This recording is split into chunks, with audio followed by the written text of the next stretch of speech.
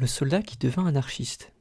Nous avions fait coïncider notre tournée avec la campagne présidentielle, sous-estimant l'intérêt que portaient les masses américaines pour ce cercle politique. Le début de notre voyage se révéla donc un échec. Comme à l'accoutumée, ma conférence à Indianapolis, la première ville où nous avions attiré du monde, fit l'objet d'une interdiction.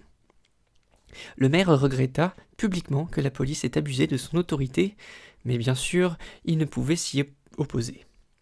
Le chef de la police affirma, lui, que si, sur le plan légal, l'interdiction du meeting était probablement abusive, sur celui du bon sens, elle était positive. À Saint-Louis, nous eûmes plus de chance car aucune ingérence ne vint perturber nos projets. Je fis la connaissance de William Marion Reedy, directeur du Mirror. Lui et son journal constituaient une oasis dans le désert de la vie intellectuelle américaine. Reedy était non seulement un homme de talent possédant une grande culture et de l'humour à revendre, mais il avait aussi un esprit courageux. Sa camaraderie rendit notre séjour à Saint-Louis particulièrement agréable, et mes conférences attirèrent un public à la fois nombreux et varié. Après mon départ, il publia dans son hebdomadaire un article qu'il intitulait « The Daughter of the Dream », la fille du rêve. Jamais jusqu'alors un non-anarchiste n'avait formulé une critique aussi fine de mes idées et un hommage aussi appuyé à ma personne. À Seattle, on nous arrêta sous le motif, pour Ben, d'avoir pesé tout son poids sur la porte de la salle qu'il avait trouvée barrée, et pour moi, d'avoir protesté contre son arrestation. Au commissariat, il s'avéra que la sanction punissant le délit de mon manager s'élevait à $1,50, le montant exigé par le propriétaire pour sa serrure cassée. Après avoir payé pour ce préjudice à l'inviolabilité de la propriété privée, nous retrouvâmes tous deux notre liberté. Bien entendu, il n'y eut plus de meeting à Seattle et nous ne reçûmes aucune réparation pour les pertes subies. À Everett, les portes de toutes les salles nous restèrent fermées. À Bellingham, des inspecteurs nous attendaient à la descente du train. Ils nous suivirent jusqu'à l'hôtel et nous arrêtèrent lorsque nous sortîmes chercher un restaurant. « Pourriez-vous patienter le temps que nous dînions » demanda Ben avec un sourire engageant. « Certainement, répondirent nos protecteurs, nous attendrons. » Le restaurant était bien éclairé et chauffé, alors que dehors il brunait et faisait froid, mais nous n'eûmes aucune pitié pour nos chiens de garde. Nous mangeâmes notre repas sans nous presser le moins du monde, car nous savions parfaitement que l'endroit où nous allions passer le restant de la nuit ne serait ni chaud ni clair. Au commissariat, on nous présenta le mandat d'arrêt, un document qui méritait l'immortalité. Emma Goldman et le docteur Ben L. Reitman, anarchistes et hors-la-loi, avaient conspiré à un rassemblement illégal. Et la suite dans la même veine. On nous donna à choisir, ou quitter Bellingham immédiatement ou nous faire incarcérer à la prison municipale. S'agissant de la toute première offre d'hospitalité que nous recevions de l'État de Washington, nous optâmes pour la prison. À minuit, la proposition de quitter la ville nous fut renouvelée, mais je m'étais déjà mise à mon aise dans la cellule et refusais donc d'en sortir. Ben m'imita. Le lendemain matin, on nous conduisit devant un magistrat qui fixa notre caution à $5,000. De toute évidence, le juge savait que la police ne pourrait aller au bout de ce qu'elle avait entrepris. Même si nous ne pouvions être condamnés pour simple tentative de tenir un meeting, nous restions à leur merci. Nous ne connaissions personne sur place en mesure de payer notre caution et n'avions aucun moyen de contacter un avocat. Malgré tout, je voulais découvrir jusqu'où irait la stupidité légalisée. Dans l'après-midi, deux inconnus surgirent. Ils se présentèrent, M. Chamel, avocat, qui nous offrit ses services gratuitement, et M. Lynch, qui se proposa d'être notre garant judiciaire. « Mais vous ne nous connaissez pas, dis-je stupéfaite. Comment pouvez-vous risquer autant d'argent ?»« Oh que si, nous vous connaissons, répondit M. Chamel. Nous ne sommes pas anarchistes, mais nous pensons qu'une personne comme vous, prête à défendre un idéal, est digne de confiance. » Je les aurais embrassés en pleine audience publique si je n'avais craint de les choquer. Le vieux crouton du siège, après avoir fanfaronné le matin lors de notre comparution, seul devant lui, incarnait désormais la politesse personnifiée. Nous fûmes vite libérés sous caution, et nos nouveaux amis nous régalèrent d'un bon repas au restaurant et nous accompagnèrent au train. En atteignant Blaine, à la frontière canadienne, un homme entra dans notre compartiment, se dirigea droit sur moi et demanda « Vous êtes bien Emma Goldman, n'est-ce pas ? Et vous, qui êtes-vous ? Je suis inspecteur de l'immigration canadienne, j'ai ordre de vous inviter à descendre du train. » Comment ne pas obtempérer à une requête formulée avec autant de courtoisie ? Au poste, l'inspecteur en chef parut très surpris que j'aie l'allure d'une dame et ne transporte pas de bombes. Il nous assura avoir pensé, se basant sur les histoires colportées par la presse américaine, que j'étais une personne très dangereuse. Il avait par conséquent décidé de suspendre mon entrée au Canada le temps de recevoir les instructions d'Ottawa. Entre-temps, j'étais son hôte, et il m'invita à m'installer dans son baraquement, comme chez moi. J'aurais tout ce que je désirerais en matière de nourriture et de boissons. Si la réponse tardait, nous disposerions des meilleures chambres dans l'hôtel du coin. Il ne parlait de façon polie et sur un ton bien plus amical que ce qu'il m'était arrivé d'entendre chez des fonctionnaires américains. Le résultat était certes identique, mais j'éprouvais moins d'indignation devant cette nouvelle ingérence. Le lendemain matin, notre jovial inspecteur nous informa qu'un télégramme d'Ottawa autorisait Emma Goldman à poursuivre sa route. Ainsi, au Canada monarchique, aucune loi n'interdisait mon entrée dans le pays. À côté, la démocratie américaine, avec ses lois anti-anarchistes, paraissait bien ridicule. San Francisco présenta un attrait particulier pour nous. Suite à notre agitation en sa faveur, l'ancien soldat William Buwalda avait été gracié par le président Roosevelt. Il avait retrouvé sa liberté au bout de 10 mois d'incarcération, soit 2 semaines avant notre arrivée dans la ville. En raison d'une pluie torrentielle, mon premier meeting au Victory Theatre attira peu de monde. Cependant, nous ne nous décourageâmes pas, car ma série de 8 conférences et de 2 débats avait bénéficié d'une large publicité. Le lendemain après-midi, William Buwalda me rendit visite. L'homme en civil paraissait totalement différent du soldat de l'après-midi mémorable où je lui avais serré la main, l'espace d'un instant, sur l'estrade du pavillon Walton. Son beau visage ouvert, ses yeux intelligents et sa bouche ferme révélaient un tempérament indépendant. Je me demandais comment il avait supporté 15 ans dans l'armée sans se corrompre. Buwalda nous raconta qu'il s'était engagé avant tout par tradition. Bien que né sur le sol américain, il était d'origine néerlandaise et presque tous les hommes de sa famille avaient servi dans les forces armées des Pays-Bas. Il avait cru à la liberté américaine et à la nécessité d'une armée pour la protéger. À plusieurs reprises, il était tombé sur mon nom dans les journaux. Il avait pris Emma Goldman pour une fanatique et avait donc porté peu d'attention aux articles qui parlaient de moi. « Ce n'est pas très flatteur, coupai-je.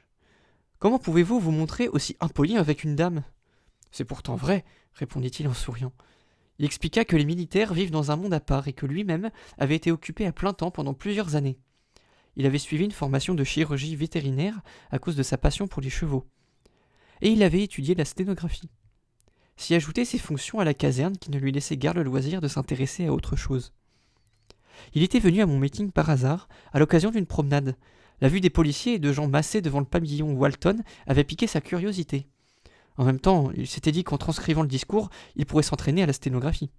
« C'est alors, poursuivit-il, que vous êtes apparu, une modeste petite silhouette habillée de noir, et que vous avez commencé à parler. Un trouble s'est emparé de moi. Je pensais au début que c'était la chaleur dans la salle et l'ambiance tendue. Je n'oubliais pourtant pas ce qui m'avait amené là. J'ai pu vous suivre un certain temps, puis votre voix m'a déconcentré. Je me sentais happé par votre réquisitoire assommoir contre tout ce que je vénérais. Le ressentiment m'envahit, et je voulais élever la voix pour protester, pour contester vos affirmations devant toute la salle. Or, plus je résistais à votre influence, plus je tombais sur son emprise. Votre éloquence m'a tenu en haleine jusqu'à la fin de votre discours. Je me sentais désorienté et j'avais hâte de m'échapper. Mais la foule m'a entraîné et je me suis retrouvé debout sur l'estrade en train de vous tendre la main. Et ensuite, demandai-je, avez-vous aperçu les inspecteurs qui vous suivaient ? Saviez-vous qu'ils allaient vous créer des ennuis ? Je ne me rappelle pas comment je suis sorti de la salle. Je n'avais pas l'impression d'avoir mal agi. J'étais perturbé parce que j'avais entendu, et encore sous le coup du trouble que vous aviez semé en moi.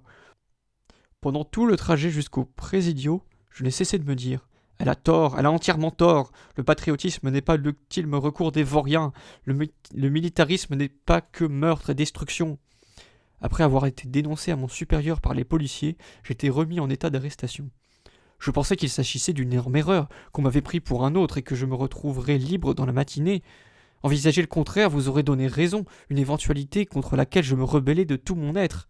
Pendant plusieurs jours, je me suis cramponné à l'idée que vous aviez donné une image déformée de ce gouvernement que j'avais servi 15 années durant, que mon pays était trop juste et équitable pour se rendre coupable des accusations exagérées que vous portiez contre lui. Mais quand on m'a présenté au tribunal militaire, j'ai commencé à comprendre que vous aviez dit vrai. On m'a demandé ce que vous aviez fait pour moi pour que je fréquente une personne aussi dangereuse que vous. Et j'ai répondu, elle m'a obligé à réfléchir. Oui, vous m'avez obligé à réfléchir, Emma Goldman, pour la toute première fois en 40 ans de vie. Je lui tendis la main et dis « Maintenant que vous n'êtes plus entravé par vos chaînes militaires, nous pouvons nous serrer la main sans crainte. Soyons amis. » Il prit ma main avec enthousiasme. « Amis pour la vie et camarade aussi, chère Emma, à la fois grande et petite. » Je m'étais laissé transporter par son histoire, au point d'oublier complètement que l'heure était venue de me préparer pour mon meeting. Ayant toujours été incapable de manger avant mes conférences, je pouvais me passer de dîner sans problème. Mais à l'égard de mon invité, j'avais été une piètre hôtesse. Mon nouveau camarade m'assura avec galanterie que la nourriture ne lui disait rien. À moins d'un pâté de maison de la salle, nous vîmes les rues qui débordaient déjà de monde. Cette immense foule répondait simplement à notre publicité, me disais-je. Mais quand nous atteignîmes le Victory Theatre, je fus accueilli à bras ouverts par des inspecteurs qui m'arrêtèrent. Lorsque Buvalda protesta, ils l'appréhendèrent lui aussi. Ils nous poussèrent dans le fourgon cellulaire où nous découvrîmes Ben qui avait subi le même sort. Tandis que le fourgon brinque-ballait dans les rues, Ben raconta en hâte que les policiers avaient donné l'ordre de vider le théâtre, usant abondamment de leurs matraques. Ils avaient naturellement protesté contre leur méthode et avaient été arrêtés. Il avait alors envoyé un camarade m'avertir, lequel fait manifestement chou blanc. Au siège central de la police, William Buvalda fut relâché moyennant une sévère réprimande pour s'être associé avec de « dangereux criminels ». On nous inculpa, Ben et moi, de conspiration, menace illégale, usage de la force, violence et atteinte à l'ordre public. Le lendemain matin, on nous présenta un juge qui décida de notre mise en détention provisoire et qui fixa la caution de chacun à 16 000 $. Alexander Orr fut arrêté le même jour pour avoir distribué un tract de protestation contre ces mesures des autorités. Il incombait à Cassius V. Cook de lever des fonds pour notre caution, de trouver un avocat et d'assurer la diffusion de l'information. Cet homme, qui n'était pour moi qu'une simple connaissance croisée quelques années auparavant, se montra un soutien précieux. En l'espace de quelques jours, Sacha et d'autres amis de New York télégraphièrent pour annoncer l'envoi de 5 000 $ pour notre caution et la mise en place d'une collecte de fonds pour notre défense. Les protestations et les contributions se mirent à affluer de tout le pays. Charles T. Spreading de Los Angeles, dont j'avais fait la connaissance à Denver pendant ma première tournée sur la côte ouest en 1897, notre Charlie enjoué, à l'esprit vif et aux farces joyeuses, envoya par mandat télégraphique 2 000 $ de caution. Les Forrester et d'autres amis contribuèrent pareillement. Qu'importaient nos ennuis alors que nous étions aidés par une aussi solide camaraderie. Nos avocats, Mr. Kirk et King, des hommes intelligents et courageux, se donnèrent du mal pour nous, et en quelques jours, M. Kirk réussit à obtenir notre mise en liberté provisoire sous caution. Nous allions être relâchés et placés sous sa surveillance. Tout à coup pourtant, un autre acte d'accusation tomba pour rassemblement illégal, dénonciation de tout gouvernement organisé comme inutile, et, horreur des horreurs, pour prédication de doctrine anarchiste.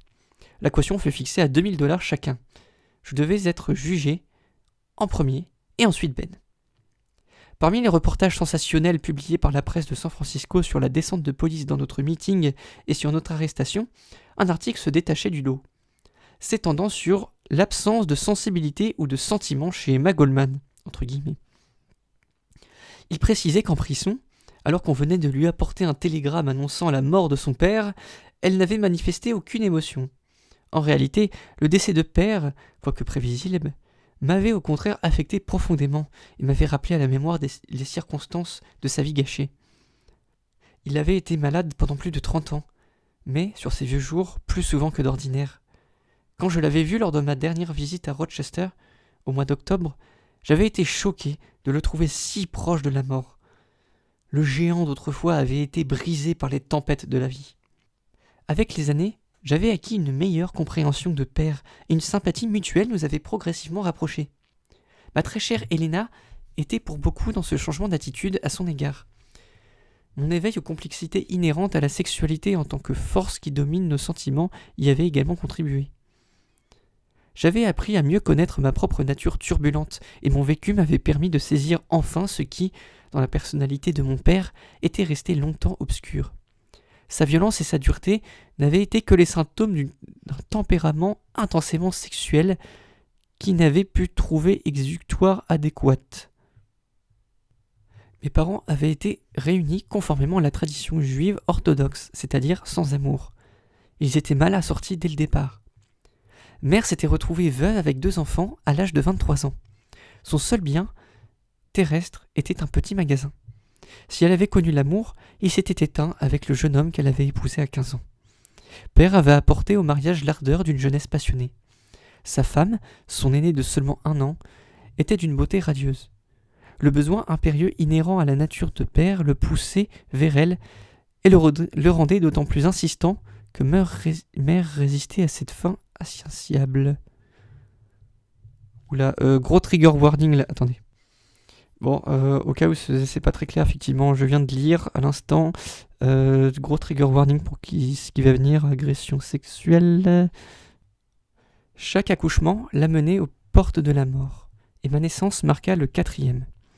Je me souviens de certaines de ces remarques entendues alors que j'étais trop jeune pour comprendre leur signification.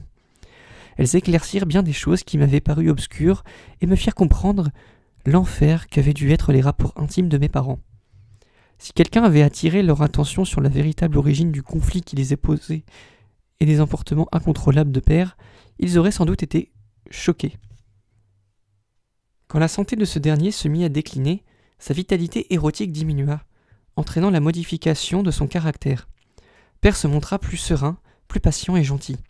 Il prodigua aux enfants de mes 2 sœurs une affection qu'il n'avait manifestée que rarement envers ses propres enfants. Quand je fis allusion un jour aux méthodes sévères qu'il avait utilisées avec nous, il m'assura que ce ne pouvait être vrai. La tendresse qui avait pénétré sa nature avait effacé jusqu'au souvenir de sa dureté passée.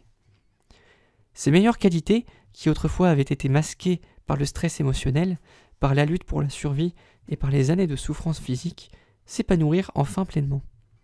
Dès lors, il éprouva et nous prodigua une affection nouvelle qui, à son tour, fit naître en nous de l'amour pour lui. La farce judiciaire de San Francisco, qui s'acheva par notre acquittement, fit plus pour l'anarchisme que n'auraient accompli des mois de propagande. Mais l'événement le plus important fut une lettre de William Buwalda qu'il adressa aux autorités militaires, ainsi que son ralliement à nos rangs. Ce document historique fut reproduit dans le numéro de mai 1909 de Mother Earth. Hudsonville, Michigan, le 6 avril 1909, à l'honorable Joseph M. Dickinson, secrétaire à la guerre, Washington, D.C. Monsieur, après avoir mûrement réfléchi à la question, j'ai pris la décision de renvoyer ce colifichet à votre département, puisque de telles babioles ne me sont plus d'aucune utilité et que vous serez ainsi en mesure de le confier à quelqu'un qui l'appréciera mieux que moi. Note de bas de page, la médaille décernée à William Buwalda pour bons et loyaux services aux Philippines. Note présente dans la version originale. Cet objet me parle de bons et loyaux services, de devoirs bien faits, d'amitiés inséparables, ces amitiés cimentées par les dangers, les épreuves et les souffrances partagées au camp et sur le terrain. Cependant, honorable monsieur, il me parle aussi d'effusion de sang, nécessairement innocent en partie, pour défendre des êtres chers, des foyers qui ne sont souvent que des paillotes et pourtant pas moins chéris. Il me parle de raids et d'incendies, de nombreux prisonniers capturés et jetés tels des brutes ignobles dans la plus immonde des prisons. Et pour quel motif ? Parce qu'ils ont lutté pour leur foyer et leurs êtres chers. On me parle du Géo-sang, avec toutes les horreurs, cruautés et souffrances qui lui sont associées, d'un pays mis à feu et à sang, d'animaux utiles à l'homme et pourtant tués sans raison, d'hommes, de femmes et d'enfants pourchassés comme des bêtes sauvages, et tout cela au nom de la liberté, de l'humanité et de la civilisation. Note de bas de page. Par ordre général numéro 100 du 20 décembre 1900, le général MacArthur avait imposé la loi martiale sur tout le territoire philippin. En résumé, il me parle de guerre, ou, si vous me le permettez, de meurtre légalisé, contre un peuple faible et sans défense. Nous n'avons même pas l'excuse de la légitime défense. Je vous prie d'agréer, monsieur le secrétaire à la guerre, l'expression de ma très haute considération. W. Buwalda, force de réservistes numéro 3, Hudsonville, Michigan. Fin de la lettre. Notre départ pour l'Australie avait été fixé au mois de janvier. Cependant, notre arrestation et, par la suite, la lutte pour la liberté d'expression à San Francisco nous obligèrent à attendre le mois d'avril.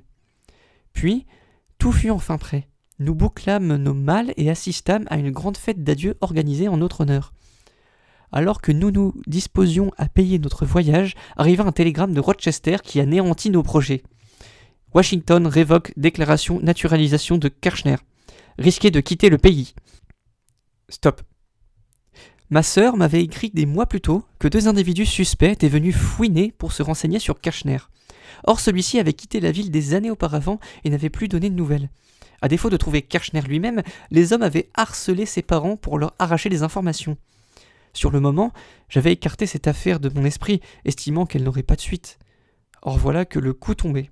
J'étais déchu comme lui de ma citoyenneté, sans même la possibilité de contester l'action des autorités fédérales. Je savais que si je quittais le pays, je n'aurais pas le droit d'y revenir.